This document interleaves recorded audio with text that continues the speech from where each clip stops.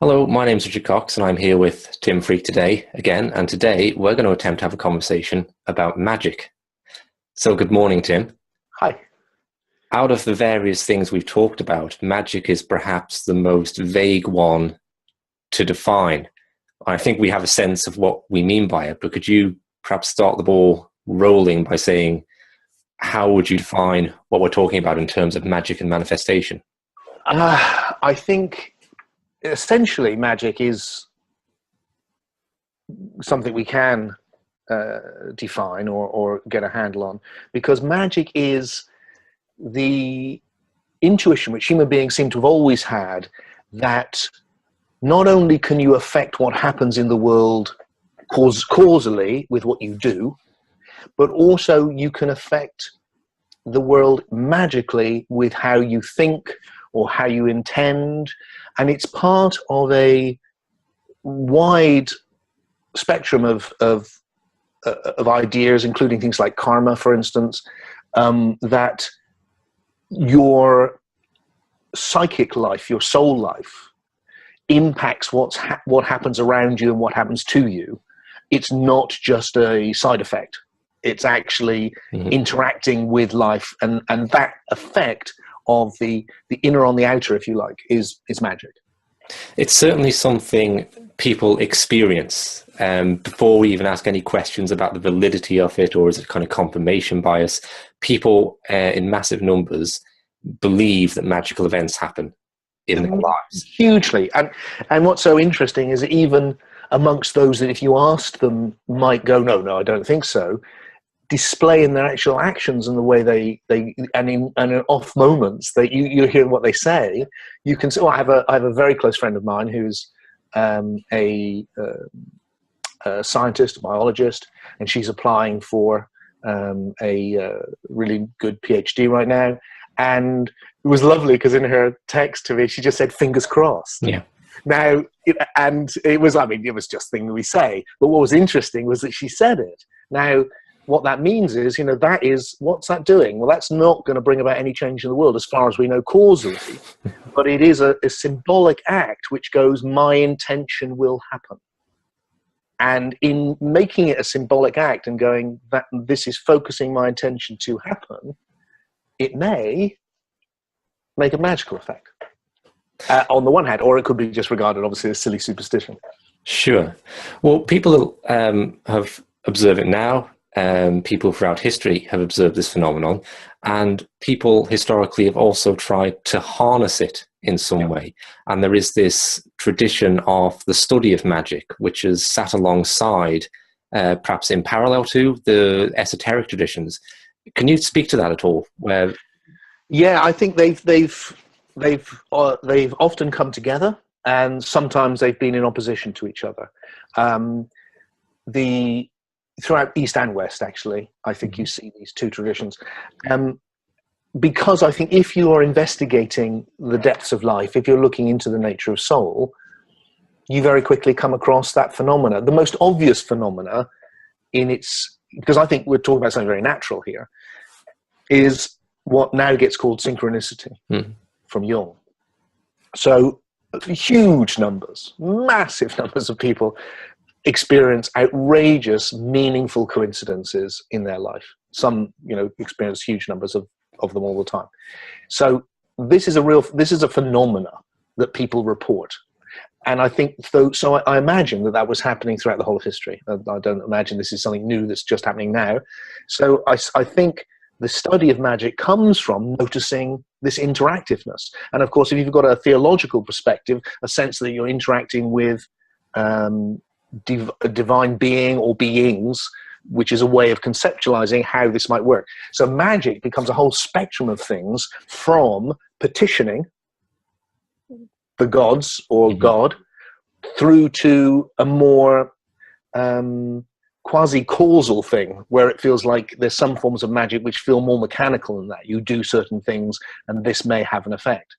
But we're doing it. I mean, one of the things that always and I'm listening to, I don't know, watching the TV at the moment with all of the American elections, and there they are, God bless America. And it's really interesting that all these people say God bless, as if they didn't say it, what, God wouldn't bless America? So why are they saying it? Because they're intervening with their intention to focus this benign power on what they want to focus it on. Yeah, So it's interesting how different frameworks arise to explain magic, or it can be explained in a variety of different contexts theologically. So idealism, the idea that everything is one big mind and this is a dream. Well, if I conceive of the world like a dream, it's becomes really explicable how my thoughts can imprint on that. But equally, magical thinking is really a big part of evangelical Christianity now, but with a different explanation. You're petitioning this divine being of infinite power, and he or she does it then on your behalf. Yes. Yeah, there's like everything, for me, it's like my interest is there is a phenomena here. I don't doubt that. Personally, I've just seen far too much. But it's not obvious what it is, and it's not obvious how it works. So for me, it becomes like, well, we should be looking at this. We should try and understand this, and we should not assume that past understandings, any of them, are right. No past understanding was right about the nature of matter, or, it wasn't very long ago that the brain was understood as a cooling system for the heart and all the blood and all of that. So we shouldn't assume that the ancients knew about magic and we've forgotten. But what you can see is that right back to the early shamanic times, one of the key things is magical intervention. Now, you asked about the relationship between the two, and I think there has been tension between mystics and magicians, because there is a tendency in mysticism to go into a state of passivity, that you're surrendering to life or to God or the Tao, and therefore you don't intervene. And there's something very individualistic and interventionist about magic. Personally, I think they fit as a paralogical thinker. I think those two fit together perfectly, because there's a part of us which is just being with it and letting it just arise, and then there's the individual aspect which is coming from that, where we do need to intervene. And I think our intentions and are as important as our actions. They're both important. Okay, I might return to that, how those two things sit together in a minute. But I'd really like to know, because you've written obviously a lot about your spiritual awakening as a teenager and your investigation subsequently of the world's esoteric traditions. I've also heard a rumor that you were deeply involved in magic and the study of magic for years of your life. So how did you first come across this idea of thoughts can imprint on reality? What did you do about that? You've just started a conversation, which, if we really have it, will just sound nuts. And, I like to maintain an outer facade that people can trust my judgment. You can edit it to make yourself sound I'll tell you how it started. Let me at least tell you that. This is a period in my life. I treasure it. It was nuts. I was very young. I was 20-ish. Magic had always been around, in the sense that synchronicities were happening to me ever since I was very young. As soon as the awakening happened, bang, we were into magical connections and all things happening and following that lead, and that sense of being guided that we have when life becomes very dreamlike. And it led to I'm trying to condense this very long story into the pithy bit. I went to India, and I came back from India dressed head to toe in Tibetan clothes, pretty much. And while I'd been in India, I had met some occultists, and this had impressed me in India. And I came back, and I was at my parents' house, and I was sitting on my bed meditating. And I went into a deep meditation, and my prayer intention was, I want to meet a living magician who can show me what magic is firsthand, because I don't want to just read books about it. And I went to sleep, and the next morning, fairly early in the morning, I received a phone call from my dear friend and fellow explorer, Peter Gandy, who many people will know because we ended up writing many books, including the Jesus Mysteries, together. And Peter was at that time at university in Cardiff, and he rang me up very excitedly. You've got to remember, we were young. And going, Tim, I've just found the keys to heaven. It's called the Kabbalah. And I was like, wow, what's that then? And he said, I just met a magician. And I was on the train that day, and that began a extraordinary year in my life, which was like being in one long dream, or for those of you who can relate to this in a different way, like being on one long acid trip, really, where extraordinary things were just happening all the time, and it was just nuts. And there's a lot there still I don't really understand. It was intense. It was like walking into a different world, and I'm pleased I went in, and I was pleased I came out again. You know, they talk about the labyrinth of images, and it was like that. It was like eventually getting lost in something. And that, for me, ended up bringing me back to actually more the mystical. That's when I came out to, do you know what? I just want to return to my relationship with the oneness, with God, with the love, bringing this love in. I just want to just get it simple again. And that's been my main focus ever since. By really immersing yourself in magical practice, the world did become more dreamlike. Totally. Outrageously. It just felt like you were, every day felt like it could be in a chapter in some bizarre magical realist novel. And you know, and I was with a lot of other young people, and we were having an extraordinary time, and there was a great willingness for us to step into that world. I'm not sure there was an awful lot of critical thinking going on either, which allowed us to step into what I saw was we stepped into the imagination, and the lines between the imagination and the sensual world were extremely blurred. And that's why I compared it to a dream or taking a trip. So coming out of that, I perhaps suspect that story is not atypical. Maybe it's atypical in its intensity, but I can relate to it myself. I found out about this phenomenon, thought, wow, my thoughts can influence, that's just amazing. Right? And what can I do with this? Got really intensely into it, noticed the world became very dreamlike and synchronicitous for a period, and then for some reason felt like stepping back from that, and life still goes on. But without quite the same level of every day a mad thing happens. And I think that's probably, there's something typical about that. But what did you take from that period into life when you calmed down from it slightly? And what kind of advice would you give to someone who would be interested in, that they found out about this idea of magic and want to know how to utilize it for their benefit, the benefit around them, without going mad? Well, one of the things which I've done in my new book, Soul Story, which unfortunately isn't out until April, but which I'm starting to talk about at my Deep Awakening events and other things a lot now. One of the things I've tried to do in that is actually bring in this magical element and treat it rationally and go, okay, so what is this? Why does it work, and why doesn't it work? And that feels just as important.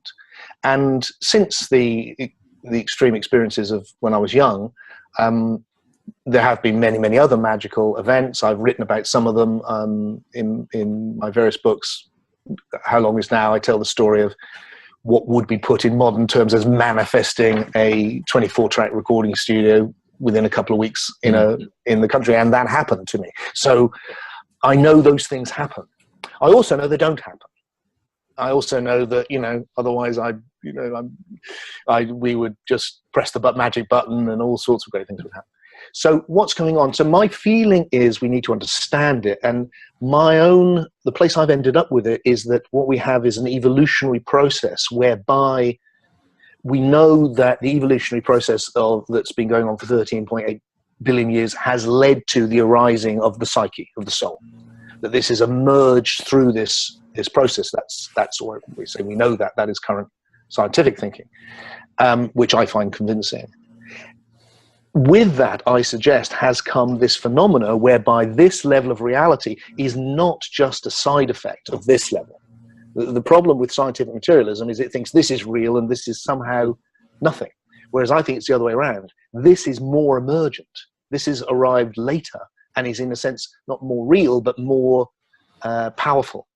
And that there is a constant interaction between these two levels. It's happening right now, actually, in this conversation. I'm intending to say symbolic sounds, and you're hearing the symbolic sounds and decoding them in soul. So my intentions are allowing me to moving my hands, they're moving my mouth, they're creating symbolic sounds, all of it. So my suspicion is that what's happening is that just as I am physically connected with everything, but it's easier for me to move this cup, so I am in soul, in the soul dimension, in the psyche, I'm connected with everything. And we are passing information between each other, and it's affecting the collective in the same way. And in the same way that it's much easier to move things which are close to me, it's much easier to affect with my intentions things that I'm closer to, except closer to in the psyche, which isn't to do with proximity in space, because there is no space. It's closer in meaning or story. Because what defines the psyche, the soul, is narrative. It's the place where the story of Tim is and the story of Richard is. And therefore, the way that we see that story, that narrative, and the way it interacts with the collective through our intentions can infect the overall story. So that's a big thought, and I'm just going to give you a simple metaphor to see if it helps to get that, is to think about something like a computer game, where you've got a physical level of the game, which is digital information and all the rest of it, and then you've got a narrative level where you're not paying attention to any of that, but you're interacting with, my intention is to get to the castle and rescue the maiden, or whatever it is that's the game, or fight the baddie, or whatever it is. So you're actually interacting on a narrative level with that reality, although that reality is also functioning on a completely non-narrative level, which is causal. And if you looked at close up, there's no narrative in it whatsoever. And I suspect that's what's happening also in a different way with our everyday reality, that we're interacting at once on a physical causal level and on a magical narrative level. And magic isn't something that happens sometimes, it's happening all of the time. It's that most of the time we don't notice it because its effect is so slight. Just as most of the time I don't notice the fact that when I walk into the room, it gets slightly warmer because it's so slight. But it happens because I'm hot. I'm hotter than the room. In the same way, our thoughts are affecting everything that's happening collectively and affecting what comes back to us. And then magic becomes a way of focusing that and deliberately harnessing that tendency. Now, if you're going to do that, I think there's two things. One is, first of all, to be very clear about why you're doing it, where it's coming from. Because magic is amoral. There's black and white, if you like. Yeah. There's progressive magic and there's retrogressive magic. There's love magic and there's selfish magic. You know, and you need to be very clear why you're intervening, because that's your thoughts. And the other thing, which is for me is important with all of it, is not to end up in an absolutist philosophy about it. So much of the problems for me in modern spirituality, or traditional spirituality as well, is it's absolutist. So, for instance, people get the idea that thoughts create things and then go, everything is created by my thoughts. Everything, I've read it constantly. When will you realize everything that happens to you is showing you something about what you think? Sounds great. But if you stop and think about it, it's not great. Because then you've got to pick up a baby 6 months old with AIDS and go, why have you created this, baby? It's just nuts. But so that's an absolute, or the other absolutism is everything is God's will. And again, the same thing. Hey, baby, that's God's will. There's a way of thinking about these things which isn't absolute, which goes, life is being created by whole matrices of different levels of interaction, one of which is that straightforward, brutal causality, which allows me to pick up my phone and drop it. And then there's another level which is also there.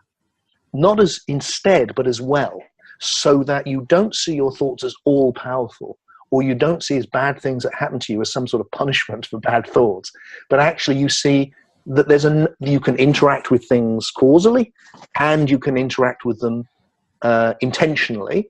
Neither are guaranteed to bring the results you want. Probably with both levels, mostly you won't get the results you want because you live in a complex reality full of many people, all of whom are doing it the same thing as well. But it is another thing you have to bring goodness into the world. So that kind of larger picture is the one that I want to put magic within. Okay.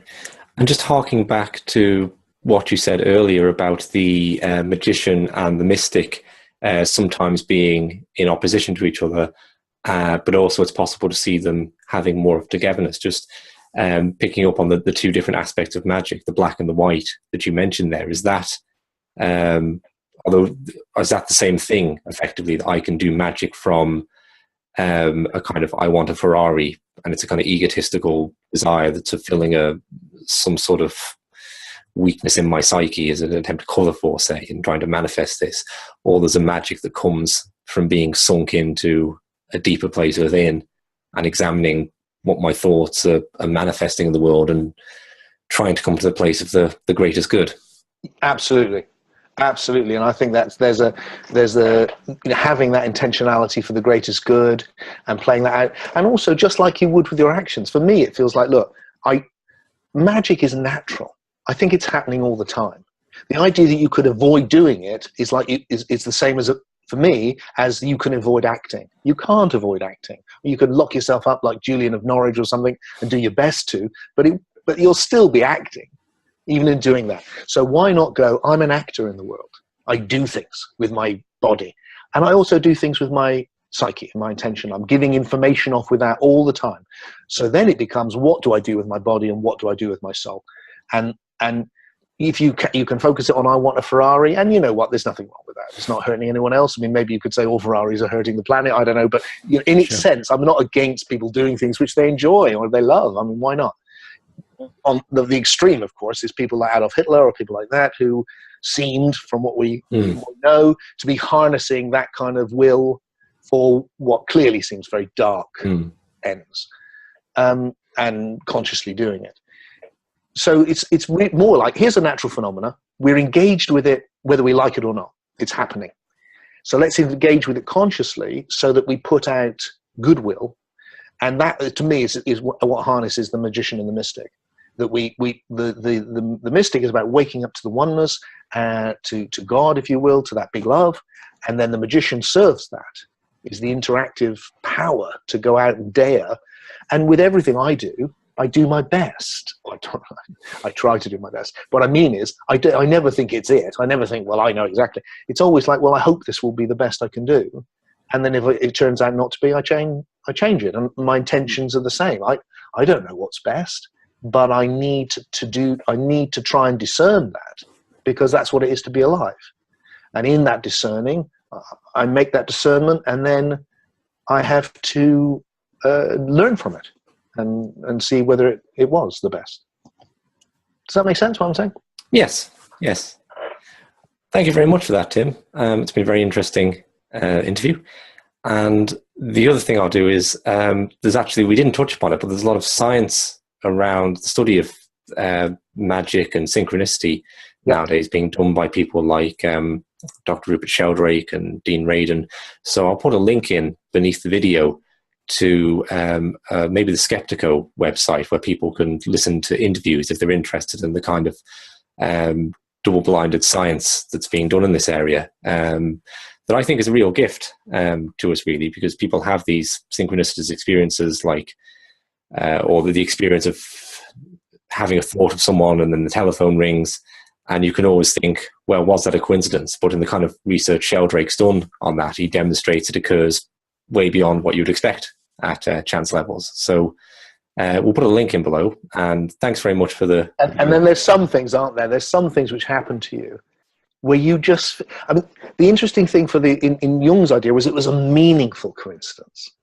And a lot of coincidences are funny. Yes. And a lot of synchronicities are funny. That's why I think it's a natural phenomenon. Because a lot of the magical feedback is kind of meaningless. It's just like, well, that was weird, and all of that stuff where you just see, like seeing the Matrix. You can see it at work, but it's not particularly important. And a lot of it just makes you smile and go, that was fun. And you move on. And then sometimes, like dreams, a lot of dreams are like, oh, I just had a weird dream. And then sometimes, oh, it's more than that. Sometimes it's like something happens, you go, oh, I need to pay attention to this. And the synchronicities kind of come at you and just... And I wonder whether there's a... Go on. I just think it can be hard to communicate to other people about synchronicities sometimes, because I've had amazing synchronicities, and I've gone and told my friends and thinking, well, there's no way they can see that's anything beyond chance.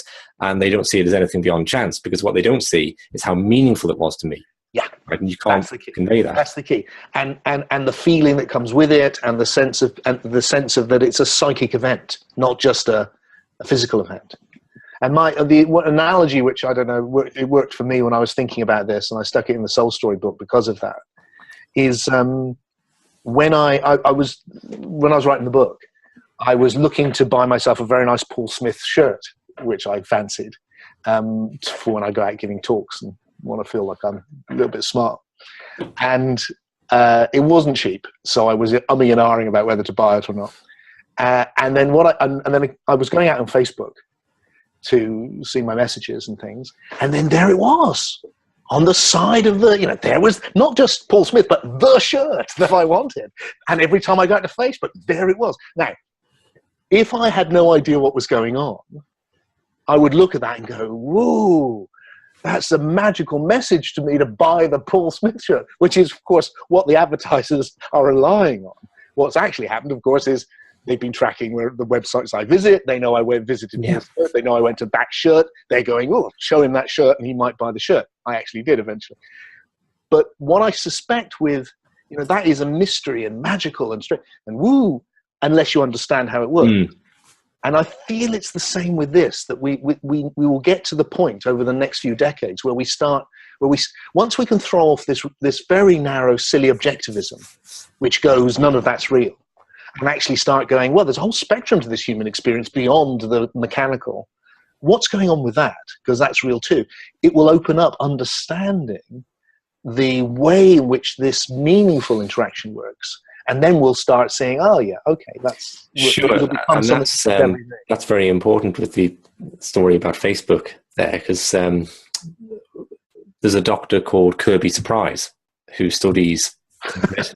Sorry, I just want to enjoy that name. Of course, and he studies synchronicity, so there we go. And I don't want to... I'll probably slightly misrepresent how he puts this. I'll link to his interview below.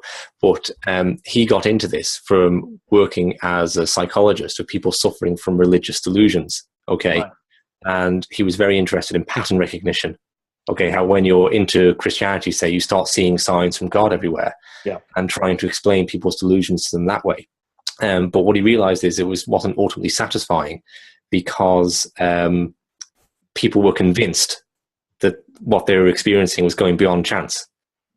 And he came to see, yes, it is, because your mind's imprinting on reality in some ways. You are seeing these references to Jesus or Buddha or Muhammad or whatever if you're deeply immersed in that religion. But it doesn't necessarily mean that the supreme creator of the universe is sending them directly to you. Exactly. Hugely important. And it's a point I've tried to make in Soul Story, very briefly, where I deal with that, is that once you see that, it's really important, because I know loads of people, well, I myself, when I was much younger, I've been involved in a religious cult, where magical things happen. That's why people are there. Incredible things happen.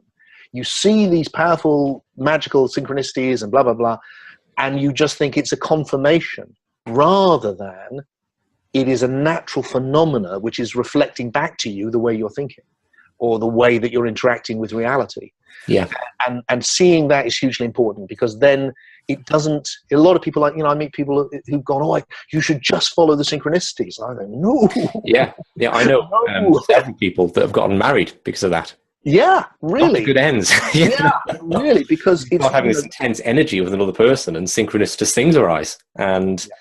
If you've got a framework that tells you that's coming from some infinitely wise mind. Yeah, that's it. That's it. It's dangerous. So we need to we need to engage all of us, including that part which goes, okay, if it happens, now think about that in a reasonable way and feel about it. Like you said, if you get a strong feeling, that often our intuitions are very, very, very, well, the most important probably in how we act. So we need all of that. But we have missed, what we've ended up doing in this little bit that we've got into now, is really just focusing in on the dangers of assuming we understand something we don't. And that what we need, it feels to me, is the openness to see that it's a real phenomenon, and then the humility to see we don't understand it, and then the imagination to do our best to understand it as we go along, and to be looking for ever better ways to understand it. And what I've tried to do in Soul Story is put a way of seeing this in place which fits in with a much broader story, which includes the waking up of the mystics and the developmental story of the scientists, and brings them all together in one coherent package, which goes, okay, let's think about it like this. Perhaps this will be the beginning of a way we can integrate all of those disparate experiences we all have into one understanding. Okay, Tim. So I think you'll have to do what Carl Jung did and publish a book on that year of magical experience after you're dead. Yes. Okay, that's the only way to do it. And if I'm still around, I'll look forward to reading it. Thanks very much for today's I'll give it to you and you can publish it for me. I'll see you soon. Thanks for watching, everyone. Bye.